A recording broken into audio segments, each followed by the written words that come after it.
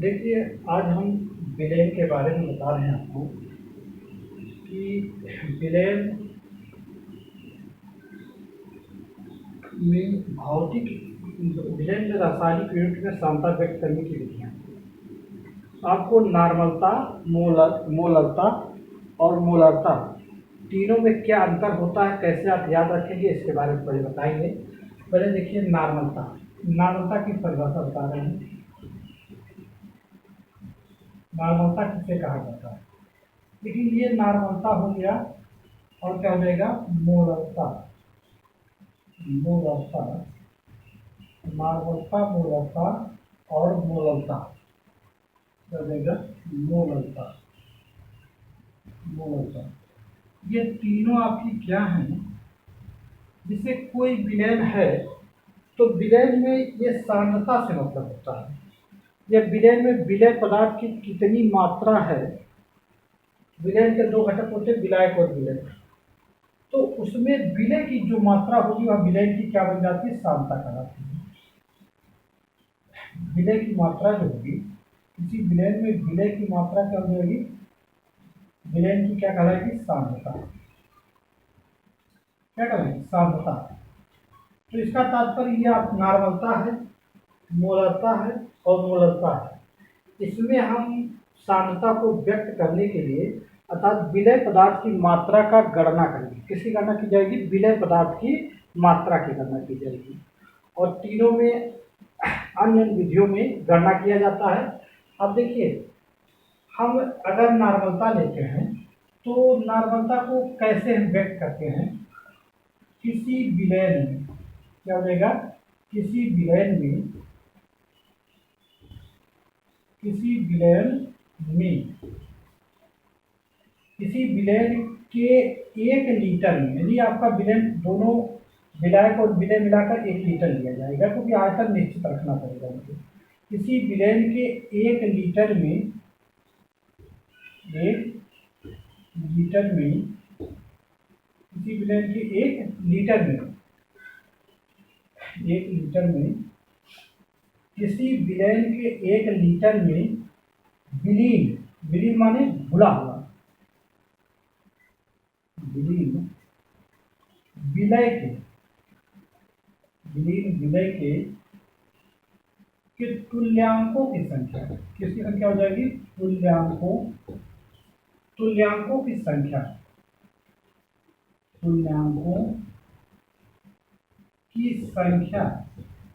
तुल्यांकों की क्या हो जाएगी, संख्या। तुल्यांकों की संख्या विलेय की क्या कहलाएगी, नॉर्मलता कहलाएगी। विलेय की नॉर्मलता कहलाएगी। विलेय की क्या कहलाएगी, नॉर्मलता कहलाएगी। विलेय की नॉर्मलता कहलाएगी। ये तो हमारा होगा। देखिए, नॉर्मलता को कैसे परिभाषित करते हैं।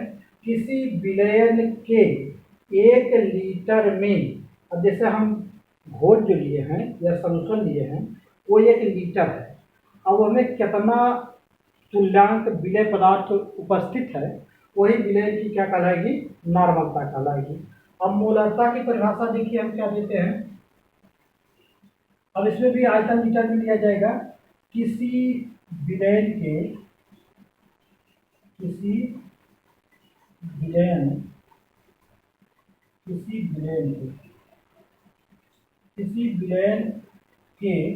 1 लीटर में क्या लिया जाएगा, 1 लीटर में किसी विलेय के 1 लीटर में विलीन विलेय के मोलों की संख्या, विलीन विलेय के मोलों की संख्या, विलीन विलेय के मोलों की संख्या, इसमें ली जाएगी मोलों की संख्या। मोलों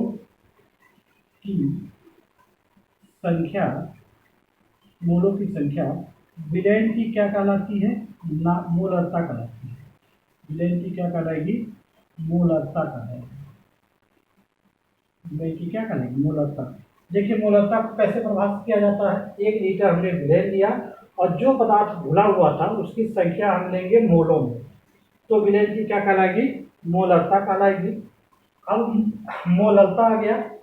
तो मोलरता को कैसे परिभाषित किया जाता है, इसमें देखिए ऐसा किया जाता है कि जैसे इसमें दोनों को हम लिए थे, विलेन और विलायक दोनों मिला के, विलायक और विलय मिला के, तो बन जाएगा, तो विलेन बन जाएगा।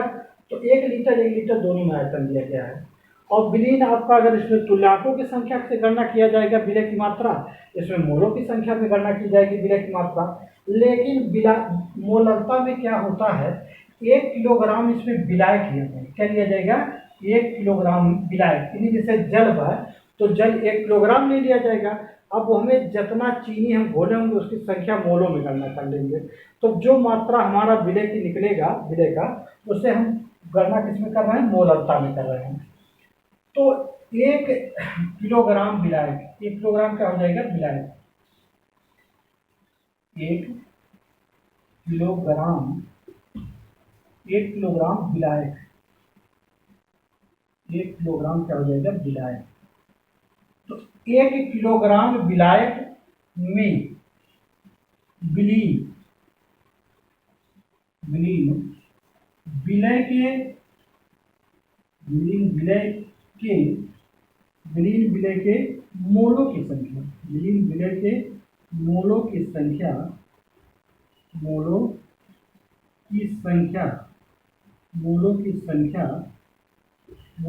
विलयन की क्या कहलाएगी, मोलरता, विलयन की मोलरता कहलाती है। क्या कहलाती है, मोलरता, विलयन की मोलरता।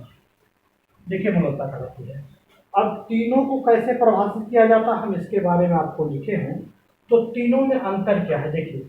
अब नॉर्मलता और मोलरता में इतना चीजें समान होती है। विलयन 1 लीटर में लिया जाता है, लेकिन जो विलय की संख्या ली जाती है किसमें ली जाती है, तुल्यांकों में ली जाती है।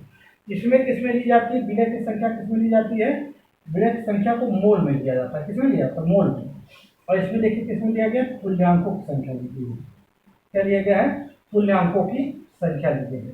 तो अब नॉर्मलता मोलरता के परिभाषित करने में केवल इतने अंतर है दोनों में। देखिए किसी विलयन के 1 लीटर में विलीन, देखिए इसमें लिखा गया किसी विलयन के 1 लीटर में विलीन।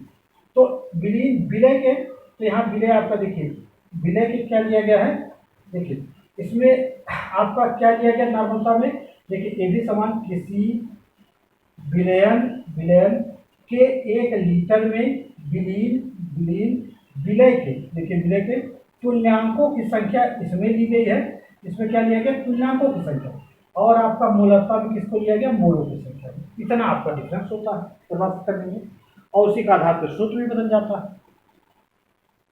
तो हमने क्या बताया, देखिए नॉर्मलता में हम क्या लेंगे, किसी विलयन के 1 लीटर में विलीन विलय के तुल्यांकों की संख्या, और मोलरता में क्या लेंगे, किसी विलयन के 1 लीटर में विलीन विलय के मोलों की संख्या। विलयन की क्या कहलाएगी, मोलरता कहलाएगी। अगर तुल्यांकों की संख्या होगी तो नॉर्मलता हो गई है।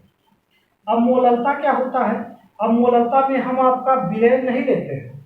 क्या लिया था, 1 किलोग्राम विलायक लिया जाता है। क्या लिया था, विलायक, 1 किलोग्राम विलायक जिसमें घुला होगा पदार्थ, जैसे आप जल मान लीजिए। तो 1 किलोग्राम विलायक में विलीन विलय के मोलों की संख्या विलयन की क्या कहलाती है, मोलरता कहलाती है। तो इसमें अंतर क्या है, देखिए तीनों में अंतर आपका क्या है, इसमें हम आज जो विलयन लेते हैं लीटर में आयतन लिया जाता है नॉर्मलता और मोलरता में 1 लीटर में लिया जाता है। और इसमें जो घुला पदार्थ होगा तुल्यांकों की संख्या में नॉर्मलता में गणना करते हैं, और मोलरता में किसमें गणना किया जाता है, मोलों की संख्या में की जाती है। लेकिन मोलरता में इतना अंतर आ जाता है कि जो विलयन नहीं लिया जाता है इसमें 1 किलोग्राम क्या लिया जाता है, विलायक लिया जाता है जिसमें घुला पदार्थ होता है। तो 1 किलोग्राम विलायक में विलीन विलय के मोलों की संख्या, देखिए इसमें आती है मोलों की संख्या, विलयन की क्या कहलाती है, मोलरता कहलाती है। अब ये तीनों में यही डिफरेंस है, आप उसको ध्यान से अगर देखेंगे या समझेंगे तो आपको याद हो जाएगा। देखिए इसमें हमने क्या कहा, नॉर्मलता में किसी विलयन के 1 लीटर में विलीन विलय के तुल्यांकों की संख्या, विलयन की नॉर्मलता। अब इसमें देखिए मोलरता क्या है, किसी विलयन के 1 लीटर में विलीन विलय के मोलों की संख्या, विलयन की क्या कहलाती है, मोलरता। इसमें तुल्यांकों की संख्या, इसमें मोलों की संख्या है। लेकिन जब मोलरता लेंगे तो विलयन हम नहीं लेंगे, क्या लेंगे, केवल जैसे शुद्ध जल हुआ या विलायक लिया जाएगा। तो विलायक कितना होना चाहिए, 1 किलोग्राम।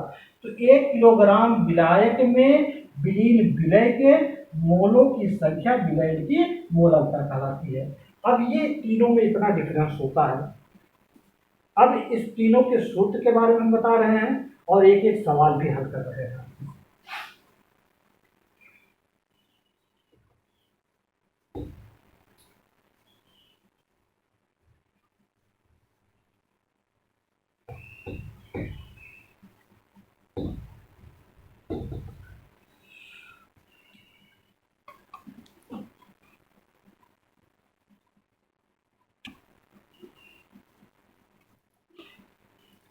अब देखिए तीनों के बारे में सवाल हम बता रहे हैं आपको, सूत्र बताएंगे पहले सवाल का।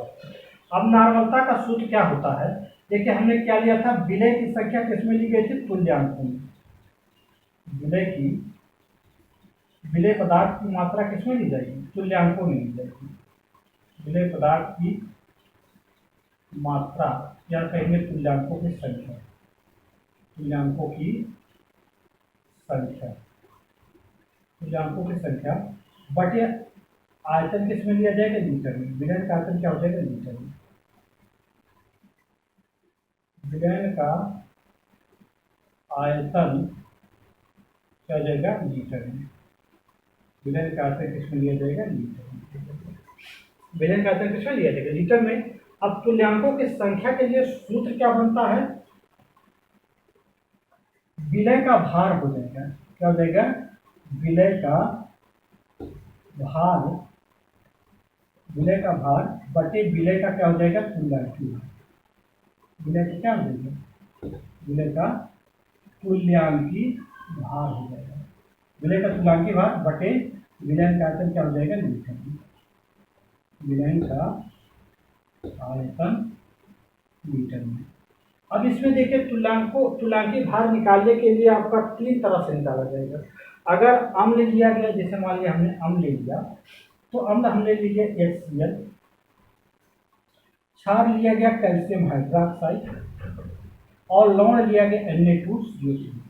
अब इसमें जो आप निकालेंगे तीनों के लिए क्या, तुल्यांकों की संख्या, तीनों के लिए विलय का तुल्यांकों की संख्या, ये पदार्थ भुला हुआ है तो तुल्यांकों की संख्या, तुल्यांकी भार निकाला जाएगा, तुल्यांकी भार। तो तीनों के लिए तुल्यांकी भार आपका अलग अलग निकाला जाएगा। कैसे निकाला जाएगा उसके लिए नियम है। पहले देखिए इसका हम निकालेंगे तीनों का, तीनों में सेम निकाला जाता है क्या, अनुभार। तीनों के लिए अनुभार निकालना पड़ता है आपको। अनुभार क्या होता है, परमाणु भारों का योग क्या होता है, अनुभार। जैसे आप जानते हैं हाइड्रोजन का परमाणु भार कितना होता है, 1 होता है। क्लोरीन का कितना होता है, 35.5 होता है। ये आपका क्या है, दोनों परमाणु भार है। क्या है, परमाणु भार। तो परमाणु भार जो होगा उसका योग क्या कहलाएगा, अणुभार कहलाता है। परमाणु भारों का योग क्या होता है, अणुभार। कैसे, अब मान लिया कोई चीज बना हुआ तो एक हाइड्रोजन का परमाणु और एक क्लोरीन का परमाणु है, तो परमाणु भारों को जोड़ेंगे, ये किस अवस्था में, अणुक अवस्था में चला गया, जो दोनों मिला था। तो इन दोनों को परमाणु भार को हम जोड़ लेंगे तो उसका अणुभार हमारा निकल जाएगा। तो हम देखिए यहाँ से निकाल रहे हैं HCl का, तो हाइड्रोजन का आपका परमाणु भार 1 होता है, क्लोरीन का 35.5 होता है। अब इसको जोड़ेंगे तो हमारा कितना आ जाएगा, 5 में जुड़ जाएगा तो कितना हो जाएगा, 36.5। इसका क्या निकल गया, HCl का आपका निकल गया अणुभार। क्या निकला, अणुभार निकल गया। अब हमको निकालना क्या है, विलय का तुल्यांकों की संख्या, तुल्यांकी भार निकालना है। तो तुल्यांकी भार बराबर देखिए क्या हो जाएगा, तुल्यांकी भार बराबर क्या होगा, HCl का हम तुल्यांकी भार निकाल लेंगे। तुल्यांकी भार बराबर आपका विलय का भार, विलय का क्या हो जाएगा, अणुभार। तो अणुभार हमारा कितना निकल गया, अणुभार बटे, अब यहाँ पर ये अम्ल है ना, तो ये हाइड्रोजन परमाणुओं की संख्या ली जाएगी, अर्थात क्या ली जाएगी, क्षारकता। क्या होगी, क्षारकता। तो हाइड्रोजन परमाणु कितना है, 1 है। हाइड्रोजन परमाणु कितना है, 1 है।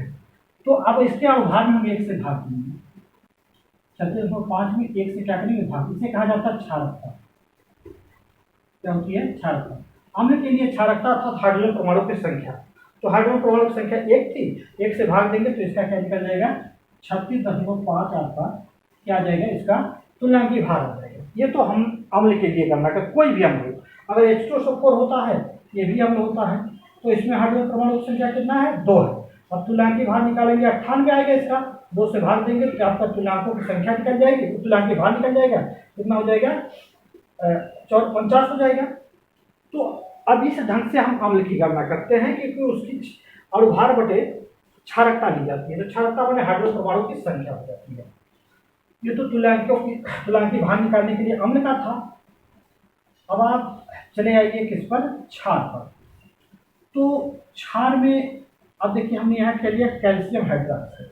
क्या लिया गया, कैल्शियम हाइड्रोक्साइड। हमने बताया कि चाहे अम्ल हो, चाहे क्षार हो, चाहे लवण हो, पहले उसका अणुभार निकालेंगे।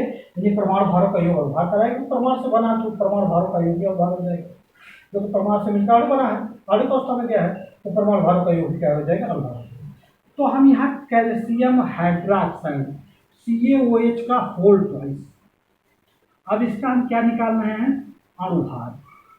क्या निकालना है, अणुभार। तो परमाणु भारों का योग क्या कहलाता है, अणुभार। तो कैल्शियम का परमाणु भार कितना होता है, 40 प्लस आपका 2 से गुणा करेंगे क्योंकि दोनों ऑक्सीजन हाइड्रोजन दोनों में लगा हुआ है। ये 2 देखिए पोस्टर में लगाएगा, अर्थात ऑक्सीजन और हाइड्रोजन दोनों में लगाएगा। तो ऑक्सीजन का 16, हाइड्रोजन का 1, तो कितना हो जाएगा 40 और 16 एक 17, तो 2 गुणे क्या हो जाएगा 17। अब 17 दूनी कितना हो जाएगा 34, तो 34 प्लस क्या हो जाएगा 40। अब इसको जोड़ेंगे तो 4 हो जाएगा और 4 3 क्या हो जाएगा 7 हो जाएगा। अब इसका क्या निकल गया अणुभार, कितना निकल गया 74 निकल गया। अब हम निकालेंगे तुल्यांकी भार। कैल्शियम हाइड्रोक्साइड का क्या निकलेगा, तुल्यांकी भार। तो तुल्यांकी भार बराबर, ये क्षार है ना, तो इसका लिया जाएगा अणुभार। क्या लिया जाएगा, अणुभार। अणुभार बटे क्या हो जाएगा, अम्लीयता। क्या हो जाएगा, अम्लीयता। अम्लीयता माने हाइड्रोक्सिल परमाणुओं की क्या हो जाएगी, संख्या। तो इसका अणुभार कितना आ गया 74, और हाइड्रोक्सिल OH परमाणु की संख्या कितनी है, 2 है, तो 2 से भाग दे दीजिए, तो कितना हो जाएगा 6 हो जाएगा, और 7 2 14, इतना इसका क्या लिखते हैं,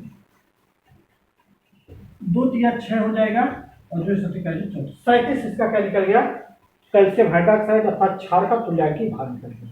ये तो क्षार के लिए था। अब लवण के लिए चलिए, अम्ल क्षार लवण का तीनों का अधिकांशता गणना करना होता है, अर्थात तीनों रूप में ही पाए जाते हैं, उसके अलावा किसी की गणना नहीं करना होता है। अब देखिए हम लेंगे, चाहे उदासीन हो चाहे लवण हो, तो कैल्शियम कार्बोनेट Na2CO3। अब इसमें भी पराशर जो किया जाएगा, क्या निकाला जाएगा, अणुभार।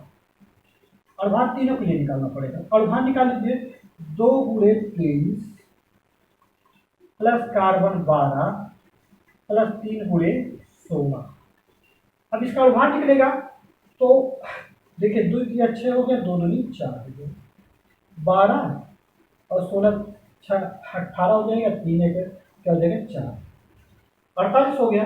अब इसको जोड़ लेंगे, तो 8 2 10 6 हो गया, और 4 4 8 9 10 हो गया। अब 106 इसका आ गया अणुभार। अब देखिए हम निकालेंगे Na2 अर्थात लवण है, क्या है, लवण है, Na2 लवण अर्थात Na2CO3।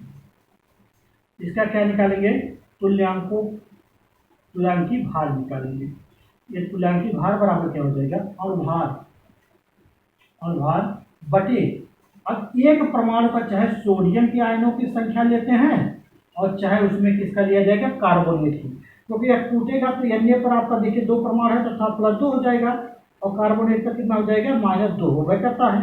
तो इसमें से एक परमाणु की क्या ली जाएगी, आयनों की संख्या, चाहे कार्बोनेट का ले लें चाहे सोडियम का, कोई भी आपका अगर लवण है, तो तुल्यांकी भार निकालने के लिए प्रयोग किया जाता है। तो यहाँ पर क्या देखिए, 2 सोडियम पर क्या आ गया, सारा +2 आ रहा है, क्योंकि 2 से गुणा है तो 2 आ जाएगा, तो 2 से भाग देंगे, तो 106 बटे 2 हो जाएगा, और 2 5 10 और 2 3 6 53। इसका क्या निकल जाएगा, तुल्यांकी भार निकल जाएगा। ये तो आपको पहले क्या था, अगर नॉर्मलता निकालना है तो पहले हम निकालेंगे, जब तुल्यांकी भार निकालना आ जाएगा तब जाके पदार्थ की तुल्यांकों की संख्या हम निकाल पाएंगे। तो इसके 3 नियम हमें होता है, और तीनों नियम हमने बता दिए क्या निकालने के लिए, तुल्यांकी भार निकालने के लिए, तुल्यांकी भार निकालने के 3 नियम बता दिए। अब एक सवाल हम ले रहे हैं, देखिए अब इसको हम जनरली आप लिखना नहीं चाहते हैं, तो नॉर्मलता को n से दर्शाया जाता है, और विलय का भार w से, और तुल्यांकी भार को कैपिटल E से, और आयतन क्या हो जाता है लीटर में, किस हो जाता है लीटर में। तो लीटर में दर्शाया जाता है। अब देखिए एक सवाल दे रहे हैं, कह रहा है एच सी एल, या सी एल मैंने मान लिया क्या है, एच सी एल है, एच सी एल का दशांश क्या हो जाएगा, दशांश क्या हो जाएगा, दशांश, एच सी एल का दशांश तुल्यांकी भार है, तुल्यांकी भार है। अब ये समझ लीजिए इसका तुल्यांकी भार क्या है, दशांश माने ई बराबर कितना हो जाएगा, 1/10 हो जाएगा। अगर सवाल से होता तो 1/100 हो जाएगा, तो 1/10 तुल्यांकी भार हो जाएगा। और इसका क्या निकल जाएगा, विलय का भार। तो विलय का भार क्या दिया जाएगा, देखिए अब विलय का भार निकालने के लिए हम क्या करेंगे, इसमें इसकी नामता गणना करना है। तो विलय का भार बटे विलय का क्या हो जाएगा, तुल्यांकी भार। तो हाइड्रोजन क्लोराइड का भार क्या हो जाएगा, HCl का जो भार आएगा वही भार आ जाएगा। तो कितना हो जाएगा, 36.5 इसका भार हो जाएगा। अब जो आयतन दिया गया है 500 मिलीलीटर दिया गया है, अगर मिलीलीटर में दिया गया है तो लीटर बनाने के लिए 1/1000 से भाग दिया जाएगा। तो क्या हो जाएगा लीटर में, अर्थात 0.5 आपका क्या आ जाएगा, लीटर आयतन हो जाएगा। अब सवाल हमने क्या लिया था, यह Cl का दशांश तुल्यांकी भार विलयन के 500 मिलीलीटर में विलय के तुल्यांकों की क्या निकालनी है, नॉर्मलता निकालनी है, विलय की तुल्यांक क्या निकालनी है, नॉर्मलता।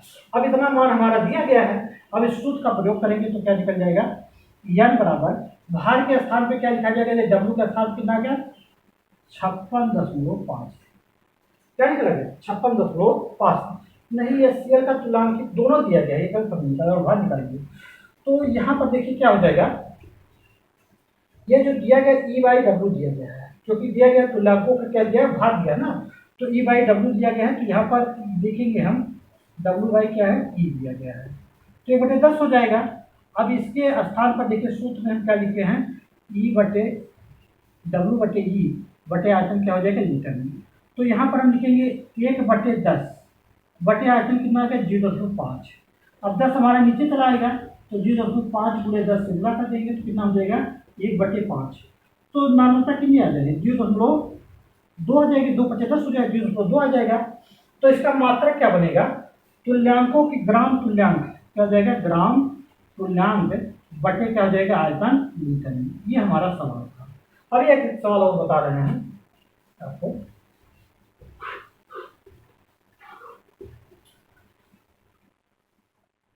जैसे दे दिया सोडियम हाइड्रोक्साइड NaOH का भार कितना दिया गया, स्मॉल w दिया गया 4 ग्राम, क्या दिया गया, 4 ग्राम, और कितने आयतन गुना, 250 मिलीलीटर विलयन बना है। तो 250 मिलीलीटर है, आयतन कितना दिया गया, 250 मिलीलीटर, अर्थात B बराबर कितना दिया गया, 250 मिलीलीटर। तो विलयन की नॉर्मलता की क्या करनी है, गणना करनी है। तो ये आपका आयतन दिया गया, कारा सोडियम हाइड्रोक्साइड के 4 ग्राम में, 4 ग्राम के 250 लीटर विलयन में उसकी क्या गणना करना है, सोडियम हाइड्रोक्साइड की नॉर्मलता करनी है। सोडियम हाइड्रोक्साइड या कास्टिक सोडा की नॉर्मलता निकालना है। अब सोडियम हाइड्रोक्साइड जो NaOH होता है, NaOH क्या निकालेंगे, अणुभार, क्या निकाला जाएगा, अणुभार निकाला जाएगा। तो अणुभार निकालेंगे, सोडियम का 23, ऑक्सीजन का 16 और 1 हो जाएगा। तो 2 3 1 4 और 4 6 कितना हो 0 और 2 1 3 कितना हो जाएगा, 40 हो जाएगा। अणुभार आ गया। अब इसमें हम निकालेंगे तुल्यांकी भार। तो तुल्यांकी भार बराबर क्या हो जाएगा, अब भार अणुभार बटे क्या हो जाएगी, मतलब अम्लता हो जाएगी, वो संख्या 1 है, तो आपका कितना हो जाएगा, 40 हो जाएगा। अब हम यहाँ पर क्या निकालेंगे, पहले देखिए इसका निकाला जाएगा, तुल्यांकों की संख्या निकालेंगे। तुल्यांकों की संख्या निकालने के लिए भार बटे क्या हो जाएगा, भार बटे तुल्यांकी भार हो जाएगा। तो भार कितना दिया गया, 4 ग्राम दिया गया है। तुल्यांकी भार हमारा कितना आ गया, 40, 4 से 4 काट के कितना हो गया, 1/10, अर्थात कितना हो गया, 0.1 क्या निकल गया। अब तुल्यांकों की संख्या निकल गई है, आयतन लीटर में कर लीजिए। तो आयतन लीटर में करने के लिए कितना हो जाएगा, 200 बटे इसको 1 से मानिए बटे क्या हो जाएगा, 1000। अब यह 0 0 कट जाएगा और 25 चौका क्या हो जाएगा, 100 हो जाएगा, यानी 1 बटे क्या आ जाएगा, 4। आयतन लीटर में आ गया। अब आप सूत्र लगा दीजिए, क्या निकालना, नॉर्मलता। नॉर्मलता बराबर W/E बटे क्या हो जाएगा, आयतन लीटर में। आयतन किस में देंगे, लीटर में करेंगे। तो अब ई बाई डब्ल्यू का स्थान कितना आ गया, 0.1 आ गया, बटे एक बटे क्या हो जाएगा 4। अब 4 हमारा ऊपर चला जाएगा यार, तो कितना हो जाएगा 0.1 पूरे 4 बाई क्या हो जाएगा 1 बराबर कितना हो जाएगा 0.4 और ग्राम इंटू तुल्यांक बटे क्या हो जाएगा मीटर आएगा। तो ये हमारा नॉर्मलता निकालने का सूत्र, ऐसे नॉर्मलता की गणना की जाती है। अब आपको बता रहे हैं मूलकता, क्या बता रहे हैं मूलकता के बारे में, मूलकता के बारे में, मूलकता के बारे में बता रहे हैं। तो अब मूलकता के लिए सूत्र क्या हमने बताया है, देखिए इसमें परिभाषा हमने कह दिया था, 1 लीटर विलेन में विलेय के मोलों की संख्या विलेन की क्या कहलाती है, मूलकता कहलाती है। तो देखिए मूलकता को हम कैपिटल एम से दर्शाते हैं और विलेय की मोलों की संख्या x बाई हो जाएगी और आयतन लीटर में हो जाएगा, ये हमारा सूत्र बनता है। ये मोलों की संख्या x बराबर क्या होता है, देखिए मोलों की संख्या कैसे निकाल जाता है, विलेय का अनुभार, विलेय का क्या होता है, विलेय का भार बटे विलेय का क्या हो जाता है अनुभार, विलेय का क्या हो जाता है अनुभार, विलेय का क्या हो जाता है अनुभार हो जाता है। तो विलेय के भार को स्मॉल w से अनुभार को स्मॉल m से दर्शाया जाता है। विलेय के मूलों की संख्या कैसे निकाल देते हैं, विलेय का भार बटे विलेय का अनुभार, तो विलेय का भार को स्मॉल w से और विलेय का अनुभार स्मॉल m से दर्शाया जाता है। अब सूत्र हमारा क्या बन जाएगा, स्मॉल w बटे स्मॉल m बटे आयतन क्या हो जाएगा मीटर में हो जाएगा, क्या हो जाएगा मीटर में। अब यहाँ पर स्मॉल m हमारा नीचे चला जाएगा, स्मॉल w स्मॉल m भी आपका क्या हो जाएगा मीटर नीचे चला जाएगा। ये तो हमारा सूत्र बन गया, क्या बन गया सूत्र।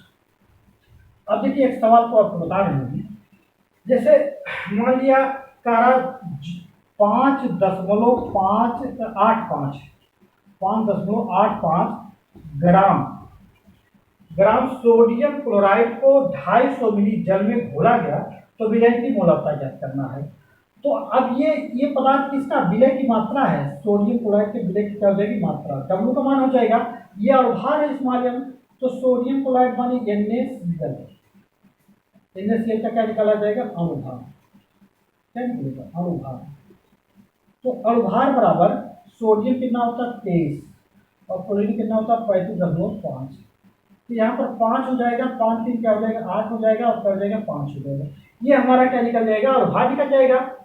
और विलयन का आयतन कितना लिया गया 250 मिली, तो 250 मिली माने अगर मिली को हम लीटर में बनाएंगे, मिलीलीटर लिया गया तो लीटर 1000 से भाग देंगे, अगर आपका 1 जीरो कट जाएगा बचेगा 2 जीरो, तो इसको हम देखिए 25 चौका क्या हो जाएगा 100 कर दीजिए, या डायरेक्ट भाग भी दे सकते हैं, आपका 1/4 हो जाएगा, इतना हमारा आयतन निकल गया।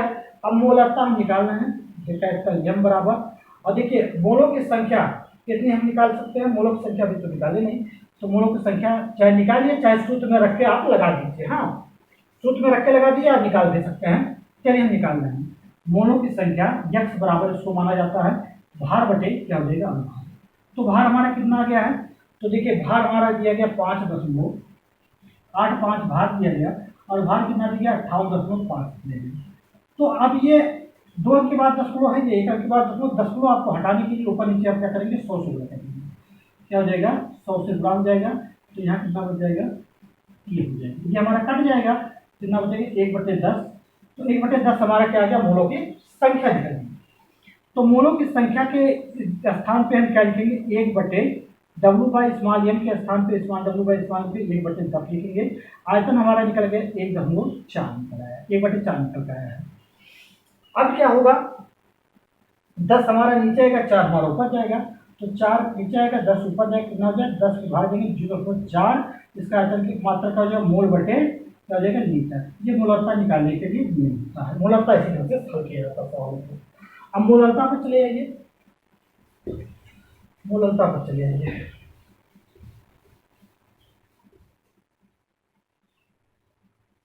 मूलकता देखिए अब आपका बचा क्या मूलकता, क्या बचा हुआ मूलकता। मूलकता के बारे में सूत्र पहले बताएंगे तब जाके आपको सवाल करेंगे।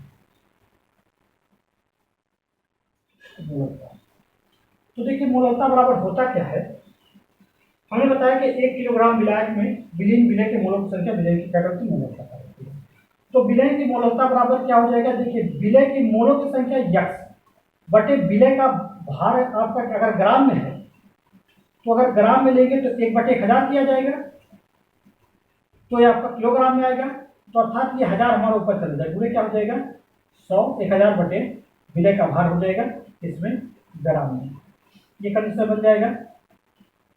अब देखिए, अब इसमें मान लिया एक सवाल हमने लिया 10 ग्राम कास्टिक सोडा, स्मॉल डब्ल्यू बराबर 10 ग्राम।